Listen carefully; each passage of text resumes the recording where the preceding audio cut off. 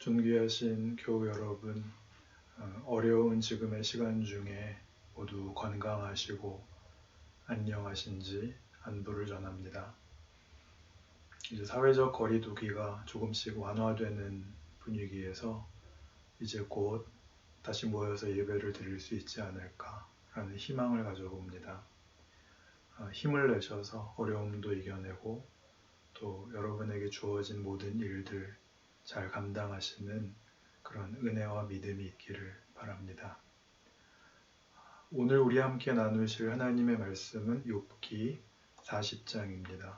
욥기 40장 1절부터 14절 말씀을 제가 읽겠습니다. 여러분 눈으로 또 마음으로 같이 읽으시며 각자에게 주시는 살아계신 하나님의 음성에 귀 기울이실 수 있기를 바랍니다. 여호와께서 또 욥에게 일러 말씀하시되 트집 잡는 자가 전능자와 다투겠느냐 하나님을 탓하는 자는 대답할지니라. 욥이 여호와께 대답하여 이르되 보소서 나는 비천하오니 무엇이라 주께 대답하리이까 손으로 내 입을 가릴 뿐이로소이다. 내가 한 번 말하였사온즉 다시는 더 대답하지 아니하겠나이다. 그때의 여호와께서 폭풍우 가운데에서 욥에게 일러 말씀하시되 너는 대장부처럼 허리를 묶고 내가 네게 묻겠으니 내게 대답할지니라. 네가 내 공의를 부인하려느냐 네 의를 세우려고 나를 악하다 하겠느냐. 네가 하나님처럼 능력이 있느냐 하나님처럼 천둥소리를 내겠느냐. 너는 위엄과 존귀로 단장하며 영광과 영화를 입을지니라. 너의 넘치는 노를 비우고 교만한 자를 발견하여 모두 낮추되 모든 교만한 자를 발견하여 낮아지게 하며 악인을 그들의 저소에서 짓밟을지니라. 그들을 함께 진토에 묻고 그들의 얼굴을 싸서 은밀한 곳에 둘지니라. 그리하면 내 오른손이 너를 구원할 수 있다고 내가 인정하리라. 아멘. 본문에서 그 8절에 네 의를 세우려고 나를 악하다 하겠느냐 라고 하나님께서 욥에게 반문하십니다. 네가 옳다고 하려고 나를 틀리다고 말할 수 있겠느냐 라는 질문에 욥은 할 말을 잃고 있습니다.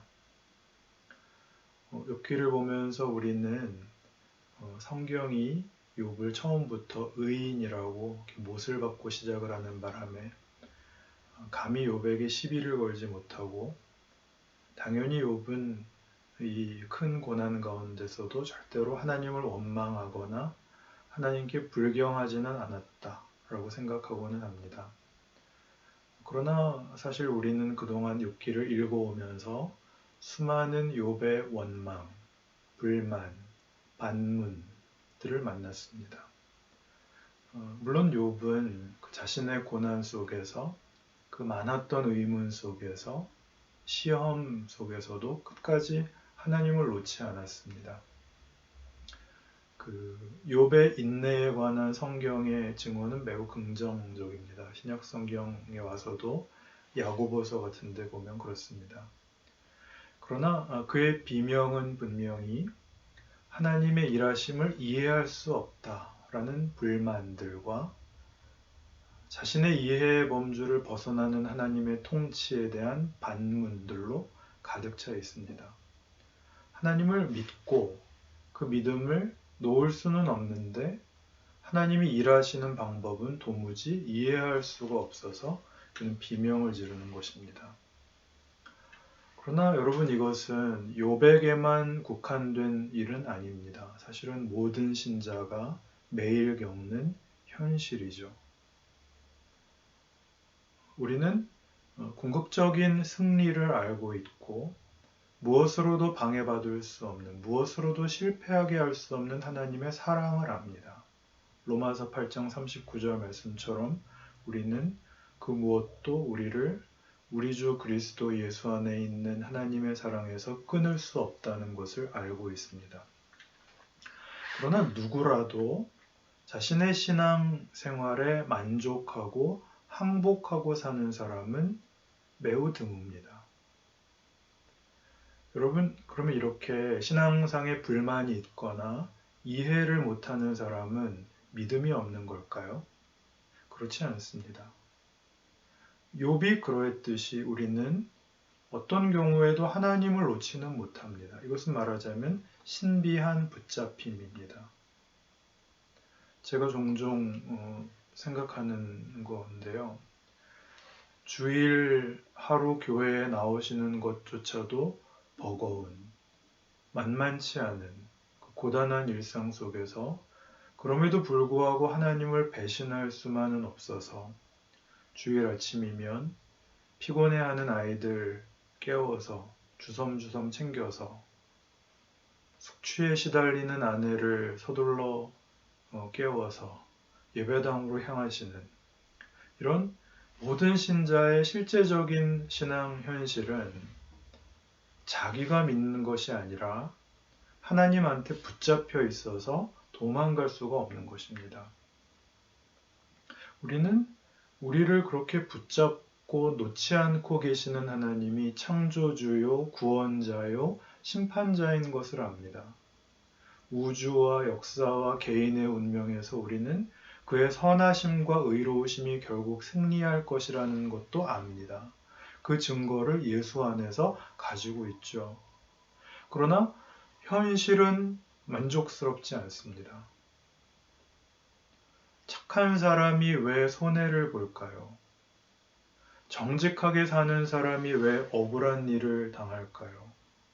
못된 인간들은 떵떵거리며 잘 사는 것 같은데 왜 그렇게 신앙적으로나 인격적으로나 훌륭하신 분이 어려운 병에 걸릴까요? 인생에서는 왜 옳은 게 꼭 정답이 아닐까요?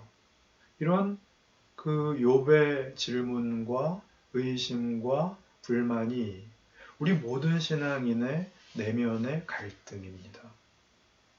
오늘 본문은 이렇게 말이 안 되고 답이 없어 보이는 모순과 혼란과 모호한 것에 대해 하나님이 답을 하시는 중입니다.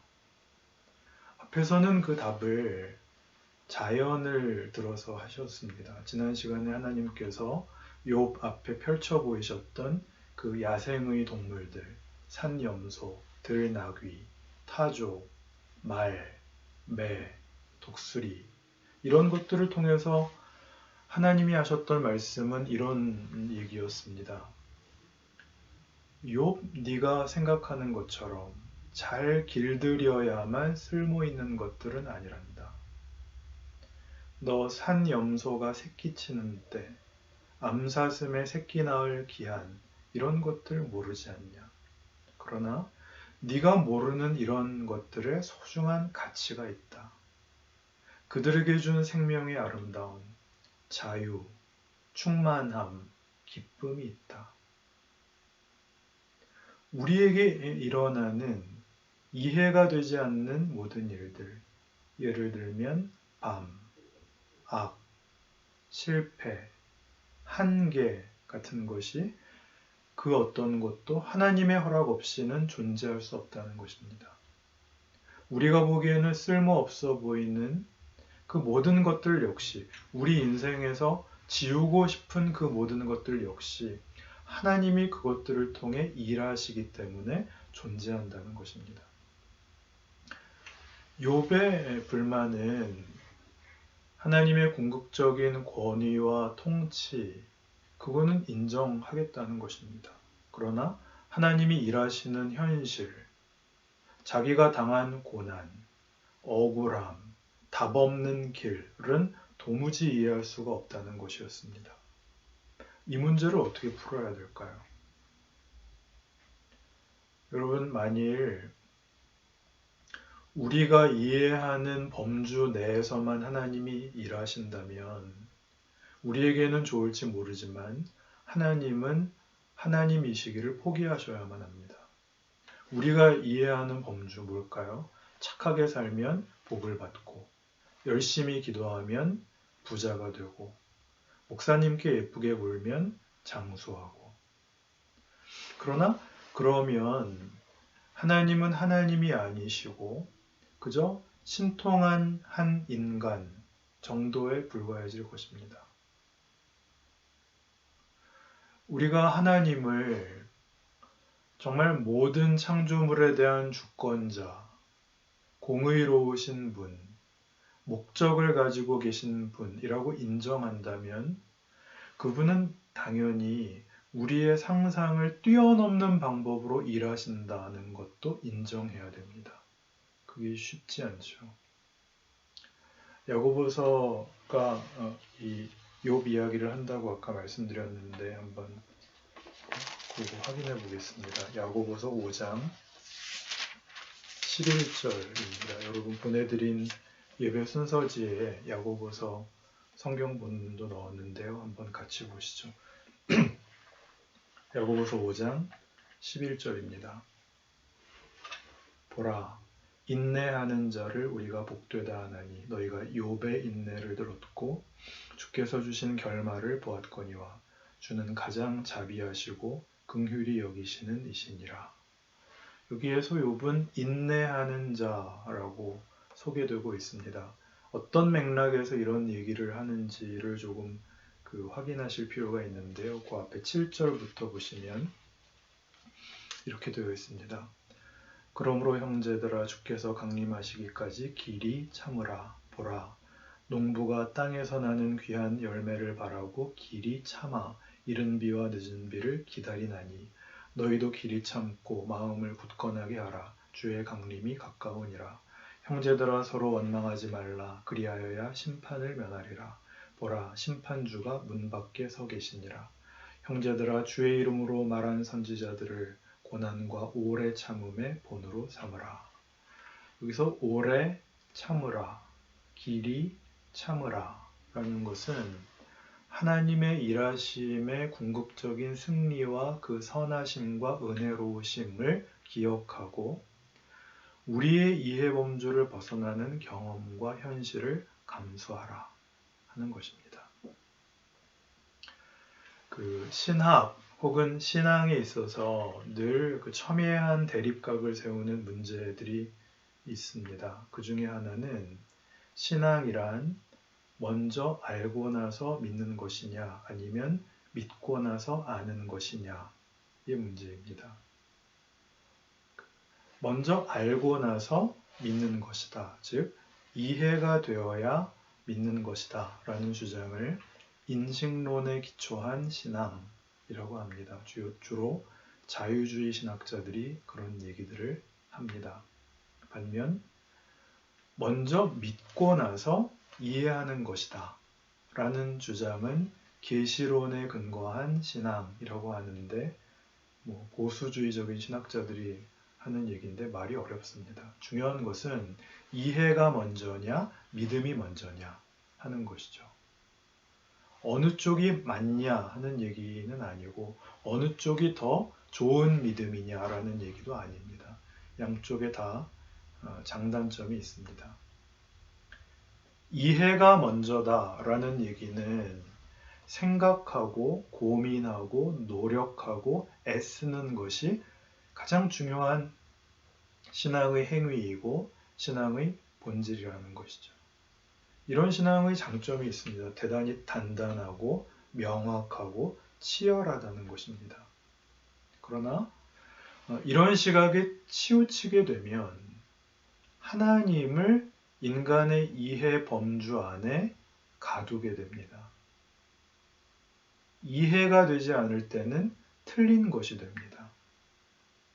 신앙의 여러 가지 초자연적인 것들이 있잖아요. 그런 것, 내가 이해하지 않을 때는 그건 기독교가 아니다. 이렇게 되죠. 하나님의 자유, 하나님의 크심이 인간 이해의 범주 안으로 제한되는 것이죠. 하나님을 내 이해 범주 안에 묶을 수밖에 없다라는 한계에 부딪힙니다. 그럴 수는 없다. 하나님을 우리의 이해 범주 안에 묶을 수는 없다라는 것이 말하자면 욥기의 커다란 주제입니다. 욥은 결국 자기의 이해를 벗어나는 하나님을 만나게 됩니다. 계시적 신앙의 단계로 나아가게 되는데 무슨 말인가 하면은 하나님과 우리의 관계, 우리의 사이를 어떤 법칙이나 인과율이나 보상으로 이해하던 단계를 뛰어넘어서 드디어 인격적 관계로 이해하기 시작한 것입니다. 그분은 신뢰할 만한 분이니까. 내가 아직 잘 모르는 부분이 있고 이해가 안 가는 부분이 있지만 그래도 나는 그분을 믿는다라는 것이죠.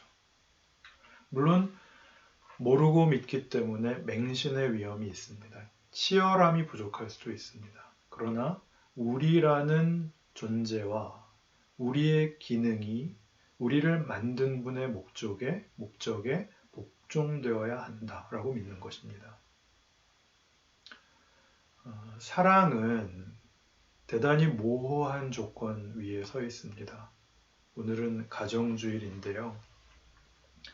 우리가 자녀를 사랑하는 것은 만족스럽기 때문이 아닙니다. 무자식이 상팔자라는 말이 있답니다. 오죽하면. 사랑이 그저 만족스럽고 달콤하기만 한 것이라고 생각하는 사람은 아직 철이 없는 것이죠. 사랑은 무서운 것이죠. 아무리 줘도 모자라서 마음이 무너져 내리는 그 사랑입니다. 가족이죠. 기독교 신앙을 대표하는 두 단어가 바로 믿음과 사랑일 것입니다. 둘 다 관계에 관한 것이죠. 여러분, 믿는다 하는 것만큼 우리를 속이는 게 있을까요? 누군가를 믿는다는 것은 기대이고 책임이고 운명이지 않습니까? 믿었는데 속았다. 억울하죠. 그러나 사랑하면 믿습니다. 속는 줄 알면서도 믿습니다. 그렇게 말이 안 되는 말이 어디 있어요? 그러나 그게 사랑이죠. 그게 믿음이죠. 기독교 신앙은 우리의 결심과 우리의 이해 위에 서 있지 않습니다. 코로나 바이러스로 교회로 못 모이니까 교회가 잘못될까봐 걱정하시는 분들이 참 많습니다. 그런데요, 2달이 아니라 2년을 못 모이면 기독교는 무너지는 것일까요? 그런 기독교라면 믿으실 필요가 없습니다. 교회가 문을 닫으면 하나님이 망하시는 것일까요? 그럴 리가요. 우리는 어떤 성실한 손에 운명적인 손아귀에 붙잡혀 있습니다. 그건 이해할 수 없는 것이고 매 순간마다 다 만족스러운 것이 아닐지라도 외면할 수 없고 도망갈 수 없는 운명에 붙잡혀 있는 것입니다. 이것이 기독교 신앙의 본질입니다.